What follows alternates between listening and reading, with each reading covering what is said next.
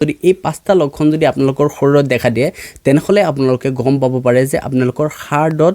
problem হোৱা start হৈ গৈছে প্ৰথমটো হৈছে যদি আপোনালোকৰ চেষ্টত এইটো পৰ্চনত যদি বহুত বেছি পেইন হয় বা মাজে মাজে পেইন হয় প্ৰথমটো লক্ষণ দ্বিতীয় লক্ষণ হ'ব লাগিব যে ছুটি উশাহ ভালকে উশাহ নিয়া ল'ব পৰা নাই নাম্বাৰ 3 কি হয় যে আপোনাৰ এংকেলৰ সাইডত কি সোয়েলিং হৈ যায় অলপ ফুলি যায় তেনেকুৱা হ'ব পাৰে আৰু এটা সমস্যা কি হ'ব পাৰে যে আপোনাৰ হাৰ্ট বিটটো নৰ্মেল যোনটো ৰিদমত থাকে হেতু নহয় কিনে বহুত বেছি ফাষ্ট হৈ যায় হাৰ্ট বিটটো কেতিয়াবা বহুত বেছি ফাষ্ট হৈ যায় কেতিয়াবা একদম স্লো হৈ যায় তেনেকৈ ইৰেগুলাৰ হাৰ্ট বিট হৈ যায় আৰু এটা লক্ষণ কি হৈ যায় যে আপোনাৰ টোপনিত বহুত বেছি প্ৰবলেম হৈ যায় ভালকে টোপনি যাব পৰা নাই আপুনি চেষ্টা কৰি টোপনি যাব নোৱাৰে তেনেকাও সমস্যা এটা হ'ব পাৰে যদি এইখিনি লক্ষণ আপোনাৰ দেখা দিছে তেনেহলে আপুনি গম পাব পাৰে ইনিশিয়েল ষ্টেজত আপোনাৰ হাৰ্টৰ প্ৰবলেম হ'ব ধৰিছে যদি এনেকুৱা সাইন আপোনালোকে দেখে তেনেহলে অতি সোনকালে এজন কাৰ্ডিঅলজিষ্টৰ লগত কনসাল্ট কৰিব এনেকৈ পিছটো ফলো কৰি দিব পাৰে ধন্যবাদ